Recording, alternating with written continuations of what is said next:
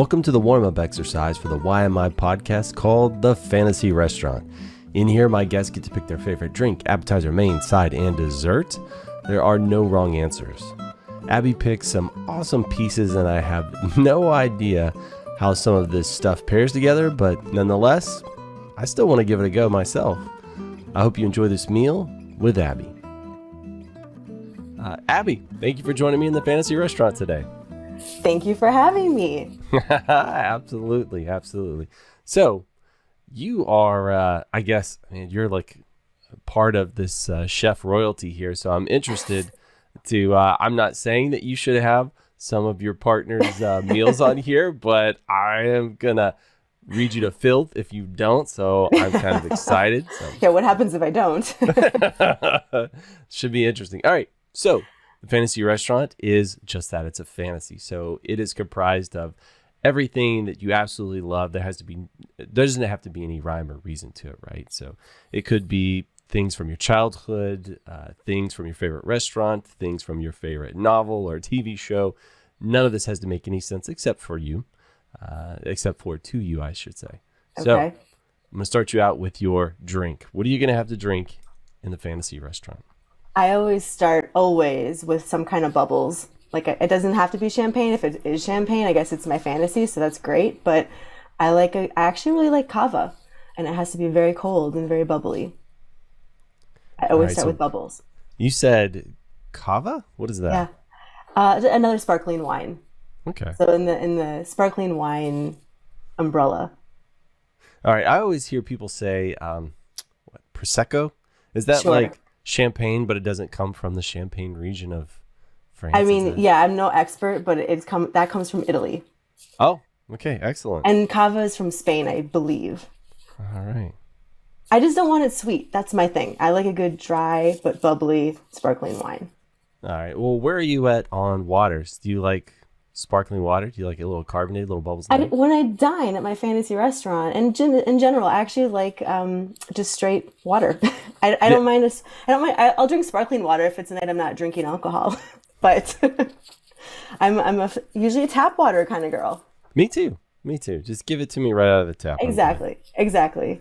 Excellent. So always bubbles. I like that. Bubbles first. Mm-hmm. All right, always. So what are you going to do for your appetizer? And I'm not going to limit you to just one thing. It could be multiple things, right? It's appetizer. Okay. Well, with my bubbles, I love good French fries, and especially dipped in aioli. So that is my combination always. If I am having whatever I want, that's how I start. All right. What constitutes a good French fry? Well, it has to be that perfect chew, but outer edge is kind of got a little crunch to it. Like I don't want a full crispy fry. I like that perfect balance of the chew and crisp.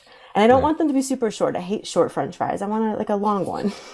All right. So how about thickness wise? We're not talking like steak fries with their big fat boys. You're pretty thin on this. Right? Yeah. Like I would take me to any cafe in Paris and give me the fries there. Definitely a thinner fry. All right. And aioli. So you're not a ketchup person? No, I once was, but I discovered the aioli train, and I am on that train all the way. Oh my gosh. For all us unenlightened folks, I'm sorry. Us little people over here still dipping in ketchup. Although I will say, there is a fun combination of a little ketchup aioli combination, little swirl action. I can handle that. Well, what does aioli give to a fry that ketchup doesn't? That is a good question. I feel with the aioli, there's usually a little, garlic in there. And I just think there's a little more like an umami thing happening. And then just like a creamy thing that I guess I enjoy. Maybe the tanginess of, mayo, that the ketchup is just sweet. So I kind of like I like the tang. I dig it. I have had ketchup that has a little bite, a little extra vinegar. And that's the part I like about it on fries. So yeah, there you go. Makes sense. All right. That's a interesting appetizer. You said with your champagne, you like to pair French fries. And when I said this doesn't have to make sense, I mean, hey, that's fine. All right. So now what can I say? The interstitial period, I like to call the bread/salad/soup area. And you can have any of those, all of those. You gonna partake? Yes. Well, I mean, this is where my wife Lish does come into play 'cause as her being a chef.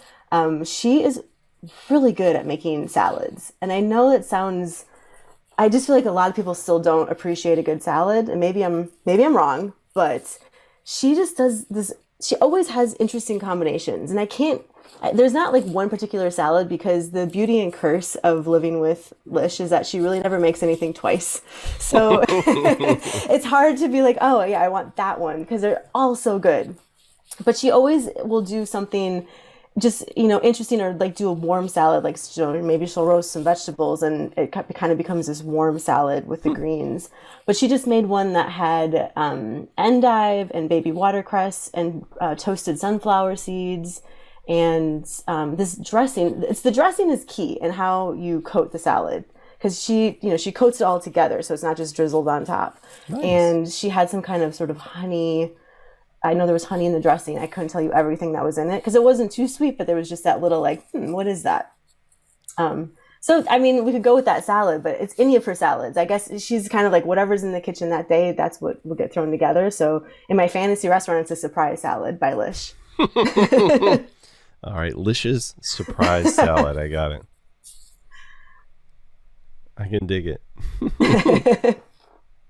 I'm going to put the little trademark symbol. Right there you go. Yeah. TM. There we are. There you go. Yes. Surprise salad. How about bread? Are you a bread person? I am, but I guess we could move this into the bread course. But my thing, and I love this, is fondue. So you're dipping bread in cheese. And I always, every Christmas, for as long as I can remember, my family would do fondue on Christmas. And it's like a childhood nostalgia thing. I love it. But yes, I mean, who doesn't love a good thick piece of bread with salted butter on top and it's warm bread? But otherwise, you could dip it in the fondue. That would be, yeah. I mean, was gonna be my main course. But I can jump around here. It's my fantasy restaurant. No. Oh yeah. Don't let me interrupt the flow of the meal. Absolutely. You can say, hey, we're saving that for later. All right. Well, I have other things in my back pocket, so all right, well, this is hard, Tell me more about fondue as a main course, because you're really breaking my brain right now. Well, I believe this tradition started in my mom's side of the family because a guy from Switzerland it was like my grandfather's colleague or something, had come over. And I don't know if it was around Christmas. I don't really know how this tradition landed on Christmas, but he introduced her family to fondue. And so it just became a thing for us. And I think just the whole preparation of it and just the experience of, everybody partaking and dipping their bread in this delicious cheesy fondue around the table, it just evokes like great conversation and you're all kind of active together. And so, we'd always have that when we'd have a side of Caesar salad. But since I already had the surprise Lish salad, I could forgo that one. But we'd always have a Caesar salad with fondue. And then as I got older and I didn't just want to only eat bread for my entree, I would also, we would do, vegetables as well. But for the most part, you'd stuff your face with the bread and just really partake in that. But yeah, that would be, it would be an entree. And then sometimes we'd also have oil fondue. So you could fry vegetables or meat in that one as well. So we could do both. I could get my protein that way. I've never heard of oil fondue. That's interesting. Yeah, I mean, it's like, I don't think they call it that.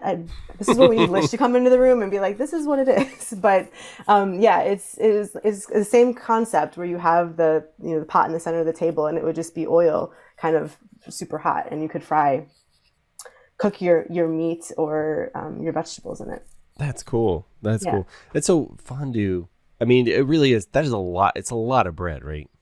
Yes. I mean, it's, I guess it depends how much, control you have, but yes, you can eat a lot of bread in very a very little short amount of self-control time. is, yeah. All right. I'm feeling attacked right now. So I know it's raining here. I want, it's very warming and comforting to me. It's kind of like having soup or something, it's just this nostalgia, and comfort combined. Yeah. Eating like a comfort food. Yeah, exactly. And I'm from Wisconsin. We have a lot of cheese there, so it all kind of works out. Oh man, all the dots are starting to connect. All right. It makes sense. What kind of bread do you use for fondue? Is it we've always just used like a baguette. and then Okay. just just cut it up into little cubes. But really, probably any kind of bread would work. Hey, that's what I was actually envisioning. There you go. See, I guess I'm Excellent. bringing it back to Paris too with the baguette, my There French you are. fries and baguette. And your champagne. There you Yeah, exactly, exactly. go. There's a theme. I'm sensing a theme in I this know. one. Yeah, there is a theme happening. All right. Well, what do you pair as a side with a fondue course? I mean, I'm not Well, really like, sure. yeah, that's where we usually always had a Caesar salad growing up because it kind of cut through the richness. You can double salad. So, I mean, maybe I should. Why not? I mean, who's to say you can't? Why not? Exactly, exactly. I mean, depending on what Lish puts in that first salad, it could be just so different that this works just fine. For sure. Well, describe your Caesar salad. What does that look like? It's, I guess it was always romaine growing up, and there was, I can never say it, but Worcestershire sauce in there in the vinaigrette, and it wasn't it was not a creamy dressing. It was Interesting. a vinaigrette kind type of Worcestershire sauce in there in the dressing. And then there was, I mean, ironically, sometimes we'd also do croutons, which we'd always laugh at since we're already having tons of bread in our fondue. But why not throw croutons on? Yeah, well, I mean, it's a So, completely different texture, right? The baguette's going to be exactly. soft. This is like crunchy. I Yeah. mean, totally two different things. We keep it simple, and then Parmesan cheese, more cheese. Yeah. I Yeah. mean, Like the shaved Parmesan? Is that what you're putting yes, there? yeah. Oh, man. That's a good sounding Caesar salad. I have never had one that was more vinaigrette based. Mine have always been kind of the creamy with like Yeah, the fish juice in there or whatever to totally. It kick wasn't it until up. I left home or we go out somewhere else and you'd order a Caesar salad and I was like, oh, it's creamy. And I thought they were doing it wrong always, and then I realized that like there's just two different ways of doing it, and majority of the U.S. does a creamy dressing. But I've been living a lie. I know what's I going get on. it. But I really like it. It's less rich, and I don't know. I like the zip of the way my mom always made it. So Oh, I can dig it. That yeah, sounds like a really good combination of things. I should know it by heart. I know there's garlic in there. I can't. I really should know the salad dressing, but I've made it how many times with her, but I don't remember. I've seen you mention garlic a couple of times. I And know, which is funny because I haven't had it. We really cut it out quite a bit, and then recently we've been bringing it back into food again. So maybe that's just like fresh in my mind. I mean, I used to eat it all the time, and then I don't know. I guess it just wasn't like an active ingredient in our meals for a while. yeah, dude, And I apparently, absolutely love garlic. When you were talking about your yeah, French fries, I was thinking, man, a little garlic on those too would probably be pretty damn good. or like roasted garlic. Or if we have my bread, then we can like smear the roasted garlic on the bread with some Maldon salt on top. I Where mean, the garlic gets real soft and yes, it's like mushy and spreadable. bruh, you're I killing mean, me maybe over that's a course too. here. Oh my gosh. Oh, I'm digging it. I'm coming over to yours for Christmas. All right. So, how are you going to cap this meal off? What are you going to do dessert wise? I mean, I feel like because it's my fantasy restaurant, I'm going to have one of those plates. It's like a trio of three different things because I can do that. That's what I was talking And about. again, this is becoming more full circle and weird to me, but I would love. I'm going back to France again, and I love the Lauderay macarons. The rose, they have a rose one or a pistachio, and I love either of those. Probably rose if it's my fantasy meal. I always say I'm like an old lady and I like to eat flowers. So so give me the rose macarons. Well, you ate and all that garlic. We got to kind of do something about the bread. exactly, yes, exactly. Exactly. You gotta pair it somehow, kind of balance it out. And then I would also I love chocolate mousse, like a good dark rich chocolate mousse. And then going back to what Lish might make is many people are now knowing she's been making this to die for chocolate chip cookie with macadamia nut brittle in it. And I recently just had one of those again. And every time I eat one, I'm just constantly blown away. It's this perfect, combination of the rich chocolate, the chewy, the caramelized and nuttiness of the brittle that kind of melts in there with the macadamia nut. Oh, it's so good. I want one right now. Oh my gosh. So I've had peanut brittle before. Is it like the same thing but with macadamia nuts? Yes, correct. And so she makes that brittle first, and then she breaks it apart and then puts it into the dough, I believe. Oh So my gosh. yes, it's That so good. is And that's like that is how I want to end that meal. But they're big cookies too. yeah. There's nothing dainty about this cookie. Oh And my it's gosh, like you that just want to sounds like break it obscene. open. That's Yeah, it's decadent. good. Oh my gosh. So That is decadent. killer. Yeah. All right. Well, are you a like an espresso with dessert kind of I would person? do Or a cappuccino. Yeah, I love cappuccino? cappuccinos. Yes. Yes. I was almost gonna say, would you like just a big glass of milk? Well, that too. I mean, but I think yeah, I mean, I dunk this cookie into a little cappuccino foam or Ooh, little yeah. little bit of that. All right. Well, you ready to hear your meal back? Sure. All right. Make sure I didn't screw up your order. Okay. So always bubbles. That's how we're always gonna face the world. Bubbles first, and we're gonna go with a nice champagne. Then we're gonna pair that with some French fries, with an aioli dipping sauce, and every French fry is gonna be at least what 7 inches long. I mean, they're gonna be big fries. Yeah, big skinny fries. And then we're gonna do Lish's surprise salad. So I mean, it's dealer's choice on that. We're not really sure what's going to be in there, but it's going to Right. be definitely interesting for sure. And then we're going to have fondue, our Christmas fondue. I guess when you were like 10 years old, we're going to transport some of that fondue back. Sure. Yes. Yes. All right, with a baguette cubed, and possibly, I'm not going to force it upon you, but we'll have our oil fondue over here on the side. I think so because I would like some protein and veg. Yeah, me too. I Balance was that like, out. whew, this is Well, a lot this is a heavy. I know this is a of heavy carb. meal. Lot of Exactly. Whew, you're instantly gonna pass out after this. Then we're gonna do Caesar salad as the side. We're gonna do shaved parm, but this isn't any Caesar salad. This is gonna be kind of the vinaigrette Worcestershire sauce. See how you just kind of you just make Yeah, noises, and then everybody exactly. knows what you're saying. Yeah. And then for dessert, you're gonna do the trio plate, which I absolutely love and approve of. By the way, we're gonna have a rose macaron. We're going to do a chocolate mousse. And when I think chocolate mousse, I think kind of like light and airy. Am I on the right track there? You can be, but I don't mind it if it's a touch denser. Okay.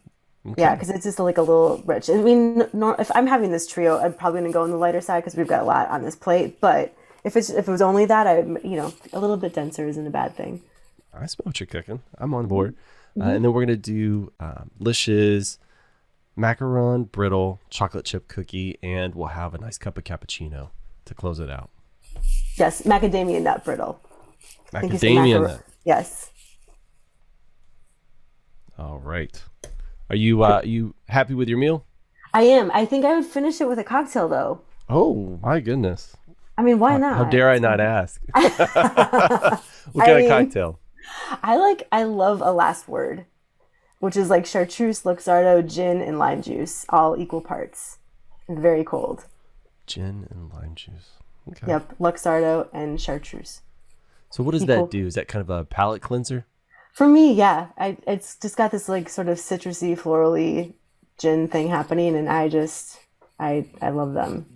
The florally. Again, back to old lady eating flowers. Yeah, Okay. exactly. Yeah. Hey, gosh, and I'm wearing flowers on my shirt. I mean, this is like I planned it or something. It's all coming in. Well, Abby, thank you for joining me in the fantasy restaurant. Thank you for having me. This was quite the meal.